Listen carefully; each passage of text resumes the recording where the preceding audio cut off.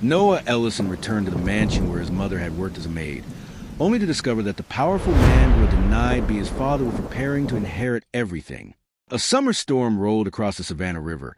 As Noah approached the Voss estate, river mist drifted through moss-covered oak trees. White garden paths shone beneath the rain, and distant thunder moved behind the enormous mansion glowing above the water. Noah had grown up beneath that house rather than inside it. For most of his childhood, he lived with his mother, Mara, in two narrow rooms beside the servants' staircase. She had worked for the Voss family for more than 20 years, cleaning rooms where wealthy men discussed power while pretending she could not hear them. Noah had watched the family live above him. He had also watched Julian Voss pass him in hallways without once acknowledging that they shared the same blood. At 23, Noah worked for a legal clinic helping families fight illegal evictions. He was intelligent, restrained, and careful with anger because he had spent his life watching powerful men use emotion as an excuse to destroy weaker people. He had always known Julian was his biological father. Julian rejected him publicly because Mara was a black domestic worker, and because recognizing Noah would damage the polished image he maintained among politicians, business leaders, and old Southern families. He treated Noah as another member of the staff, never as a son. Noah was not ashamed of Mara. He was ashamed of the people who had mistaken her work for inferiority. He returned only to collect her belongings after her death. Inside her old room, Noah found a sealed letter hidden beneath a loose floorboard. Mara warned him not to trust Julian's account of their past. Before Noah could read further, movement spread through the mansion. Guards straightened. Servants lowered their eyes. Senior family members gathered as Gideon Voss entered. The aging Don controlled ports, construction companies, casinos, political influence, and a criminal organization stretching far beyond Georgia. Julian expected Gideon to announce him as the next head of the empire. During Mara's memorial, Julian refused to allow Noah to stand beside the family. Noah did not threaten him or create a scene. He simply moved Mara's photograph to the center of the room and ensured that every guest saw the woman Julian wanted placed at the edge. Gideon watched closely. So did Celeste Avery, his private attorney. Later, Gideon summoned Noah to the library. He revealed that Mara had secretly preserved financial records connected to crimes committed through Voss companies. His knowledge of Noah's childhood was too precise to be accidental. He tested whether Noah believed blood alone entitled someone to power. Noah offered neither obedience nor flattery. Gideon then instructed Celeste to prepare a private journey into the Blue Ridge Mountains. When Julian learned Noah had been summoned, confidence gave way to visible fear. Outside the library, Noah finally opened Mara's letter. A childhood photograph slipped into his hand. It showed Gideon standing beside Mara while holding Noah as a baby. Before Noah could demand an explanation, Gideon announced that Julian would inherit nothing, and named Noah as the only candidate worthy of replacing him. Noah had spent his entire life being denied by the Voss family. Yet inside a mountain lodge surrounded by powerful criminals, the Don placed the future of the empire in his hands. At sunrise, the Blue Ridge Mountains stretched beyond the lodge in layers of fading blue. Pine-covered slopes disappeared beneath drifting fog. Waterfalls cut through distant cliffs, and the glass walls reflected a valley untouched by the power gathered inside. Gideon had summoned senior advisors, family members, and regional commanders from across the country. Noah entered without bodyguards, criminal experience, or the Voss name. Disbelief followed him across the room. Several leaders dismissed him through careful insults aimed at his race, upbringing, and mother's work. They treated growing up among servants as proof that he could never command men raised around wealth. Gideon recognized the prejudice immediately, but did not silence them. He allowed Noah to answer through composure. Noah refused to defend Mara, as though honest work required an apology. He simply stood before men who had inherited influence and showed no need to earn their approval. Gideon then revealed that Noah had not inherited the empire yet. He had been named provisional successor. 3 original ledgers were hidden across Voss territories. Together, they contained proof of property theft, political bribery, murder, and illegal operations Julian had expanded without Gideon's permission. Julian had used Voss companies to seize land from black families, immigrant business owners, and low-income communities. He allowed victims and investigators to blame the entire organization while directing the profits into private accounts. Noah was disturbed that Gideon had suspected corruption, but waited until succession became personal. Gideon accepted the judgment. Protecting the family name had made him responsible for every crime he had failed to stop. Celeste explained the legal structure. If the ledgers confirmed Julian's betrayal, Gideon's personal fortune, legitimate companies, and controlling shares would transfer to Noah. If he failed to recover them, Julian would become Don automatically. Julian treated Noah's appointment as a temporary humiliation designed to discipline him. Noah understood the test carried a death sentence for anyone close to him. He considered refusing because he wanted no part of criminal power. Gideon made him understand that refusal would not protect him. Julian already viewed Noah as a threat. Celeste placed a surveillance photograph on the table. It showed Malcolm Rourke, Gideon's trusted fixer, watching a legal clinic where Mara had worked with Noah. The photograph had been taken months before her death. The first ledger was hidden inside an abandoned riverboat in a Louisiana bayou. Mara had placed it there after discovering Julian's financial crimes. Noah finally understood that his mother had not merely overheard secrets while cleaning rooms. She had secretly helped Gideon document corruption inside his own family. Before they left, Celeste stopped Noah from drinking after noticing that his glass had been moved. Testing confirmed poison. Gideon ordered a silent investigation so the attacker would believe the attempt had succeeded. Noah accepted the search for the ledgers, not because he wanted the empire, but because the evidence could protect the communities Julian had harmed. As Noah's vehicle left the mountain lodge, Gideon discovered that the poison came from a medicine cabinet accessible only to members of the Voss family. Deep inside the Louisiana bayou, Noah discovered that his mother had risked her life to protect families the Voss Empire had decided were too powerless to matter. Before dawn, black water stretched beneath cypress trees draped in Spanish moss. Fireflies glowed above narrow wooden docks, and mist curled around an abandoned riverboat, leaning against the reeds like the remains of a forgotten kingdom. Noah and Celeste arrived with only a small security team. Any larger force might alert Julian before they found the first ledger. The surrounding wetlands were home to fishing families who had lived there for generations. Voss shell companies had been pressuring them to surrender land needed for a private shipping route. Black and Vietnamese American families were threatened most aggressively because Julian believed prejudice would make officials ignore their complaints. Noah recognized the pattern from his legal clinic. He did not use the Voss name to demand cooperation. He listened. An elderly fisherman eventually remembered Mara visiting the riverboat years earlier. She had collected testimonies, copied property records, and discovered forged signatures transferring land to companies the owners had never heard of. Noah and Celeste entered the decaying vessel through a rusted side door. Beneath the captain's cabin, they found the first ledger sealed inside a metal compartment. It recorded payments to judges, police officials, and violent contractors.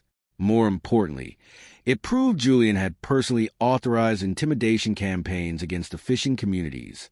Celeste found Mara's handwritten notes between the pages. They revealed that Mara had been framed for stealing from the Savannah estate after confronting Julian. The accusation removed her from the main house and destroyed her credibility before she could expose him. Noah finally understood that the poverty of his childhood had not been accidental. His father had created it to silence his mother. Before they could leave, armed men surrounded the riverboat. Malcolm's voice came through a stolen radio channel, confirming that someone inside Gideon's circle had revealed their location. Noah had a chance to escape alone with the ledger.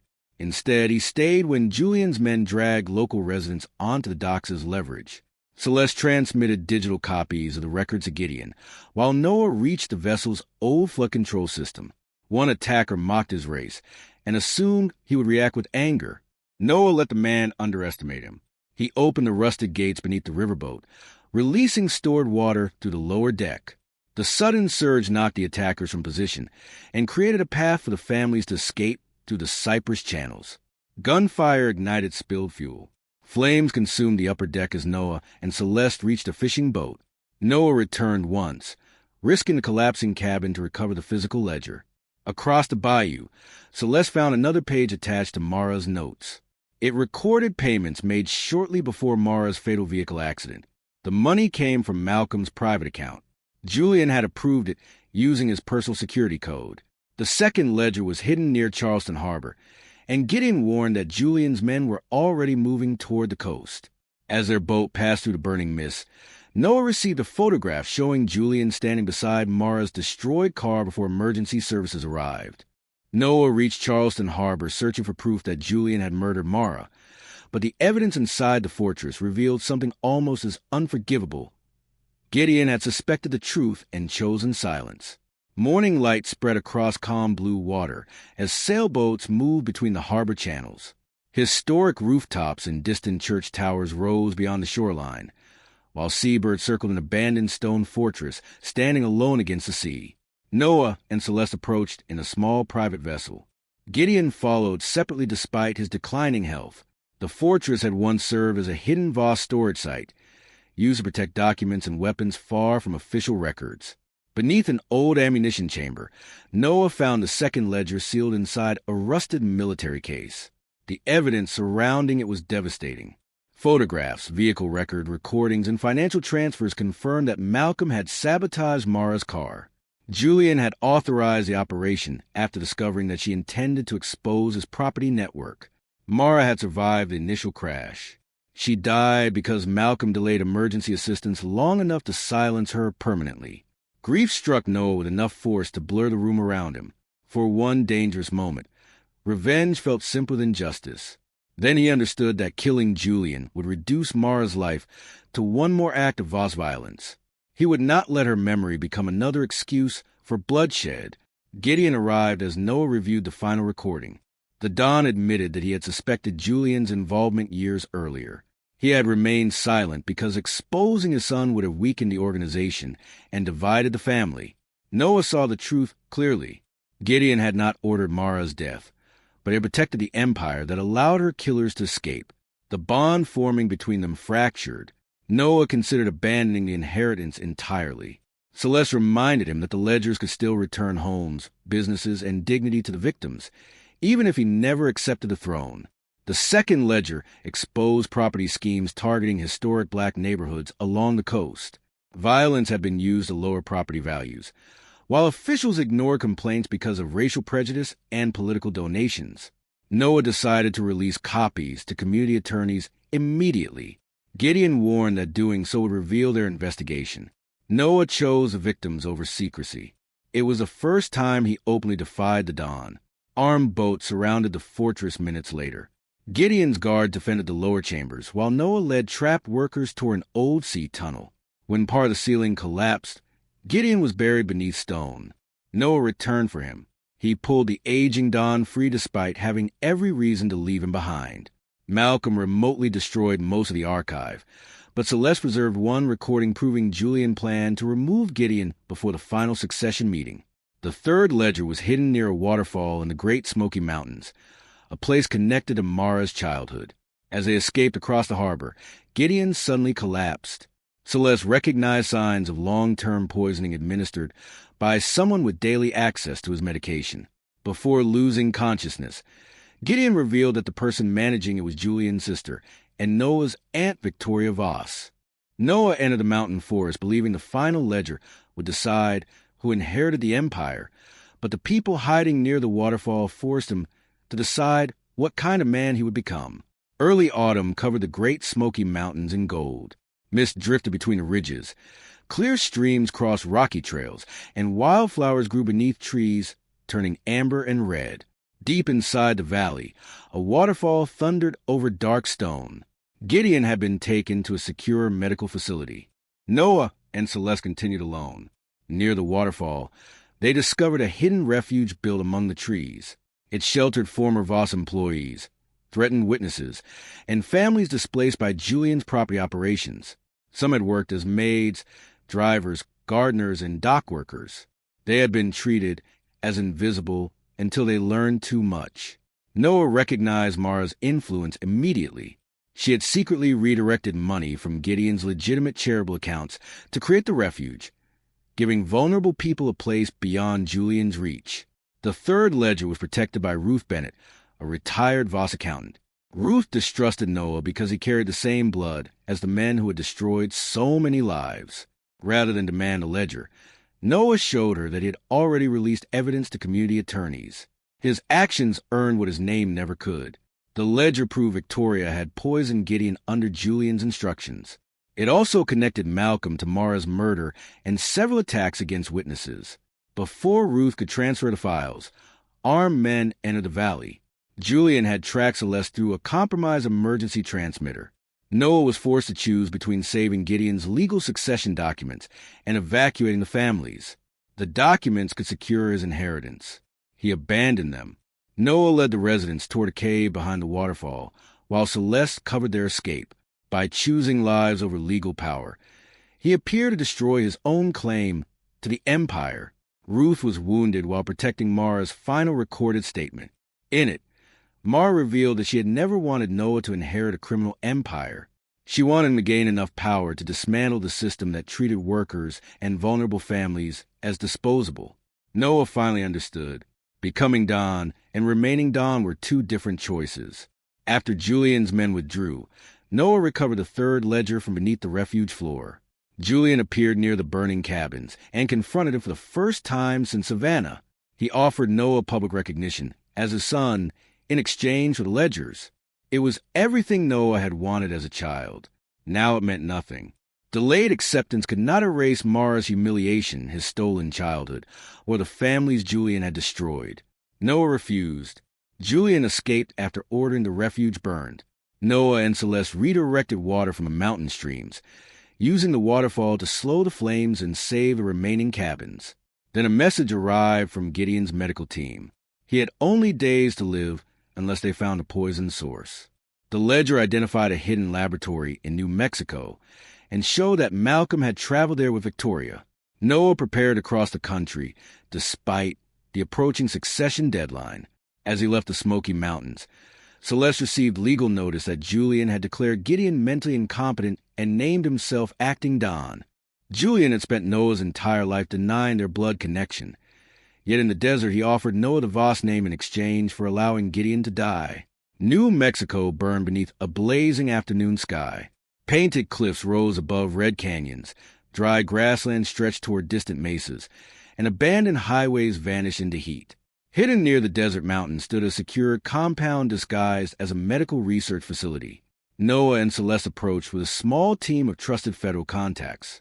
Inside, they discovered laboratories designed to produce untraceable poisons and falsify medical records for organized crime groups. The same facility had created the substance slowly killing Gideon. Another file carried Mara's name. She had been deliberately poisoned for months before Malcolm sabotaged her vehicle.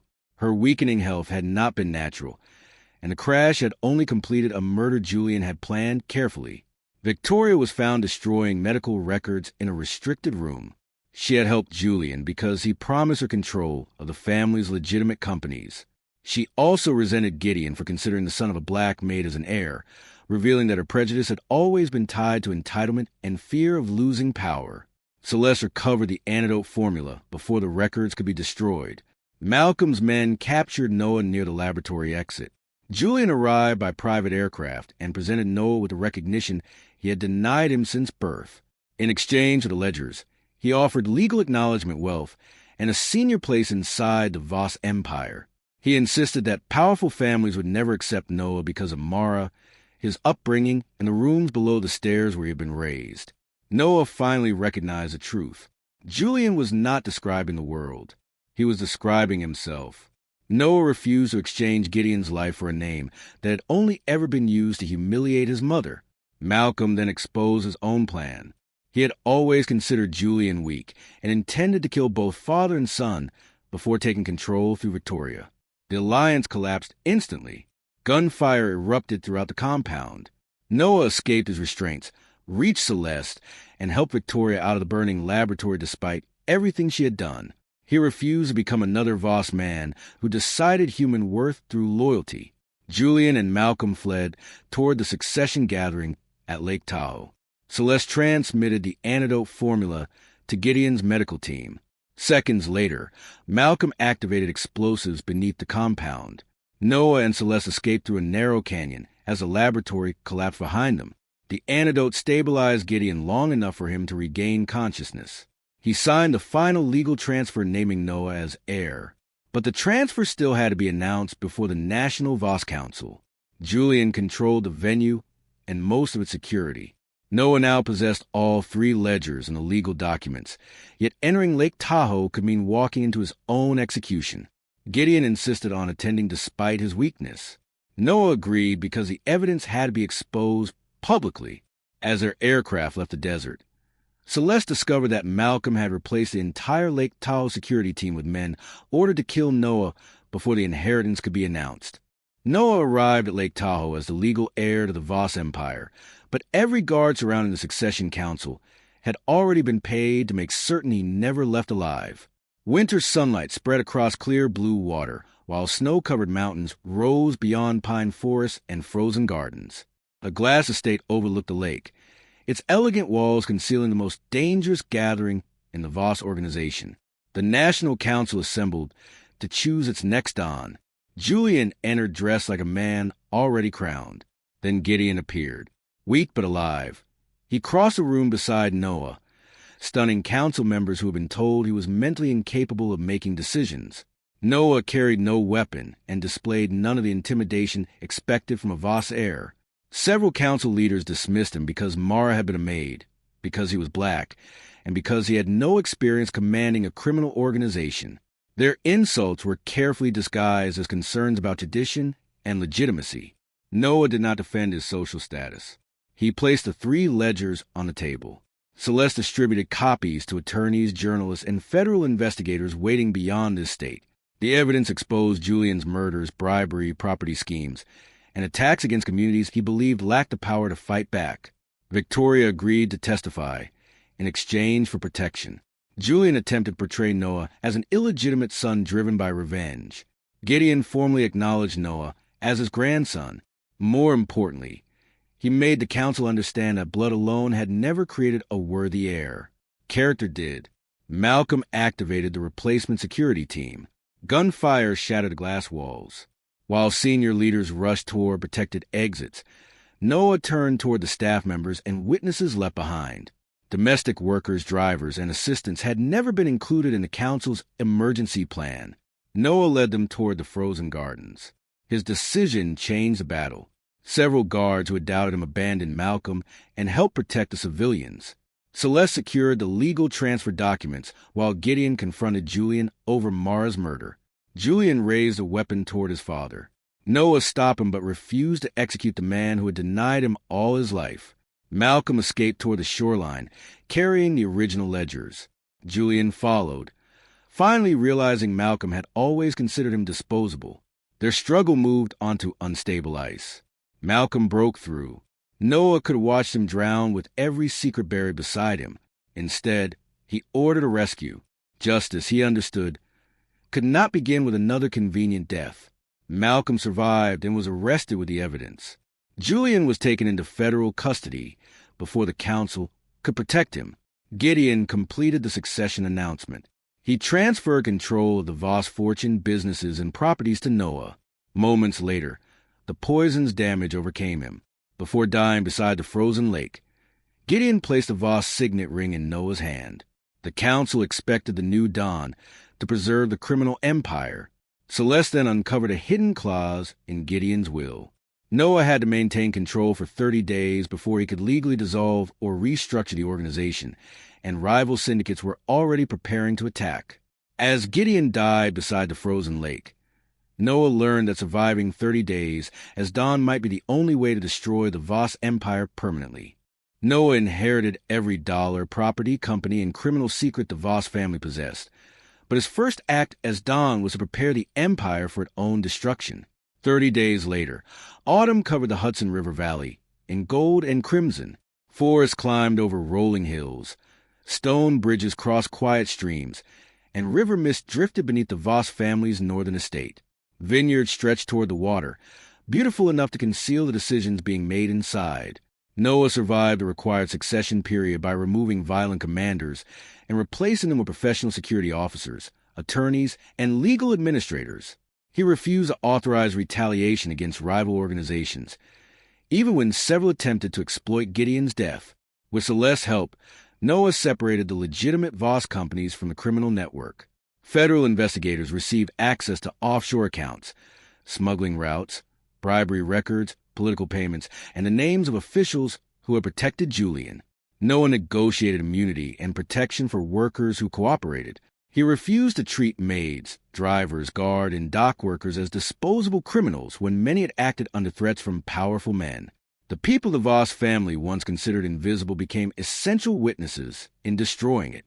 The legitimate fortune was redirected into compensation funds. Families whose homes and businesses had been stolen received restitution. Historic black neighborhoods recovered properties taken through intimidation. Immigrant-owned commercial districts received legal support and rebuilding funds. Scholarships and legal clinics were established in Mara Ellison's name.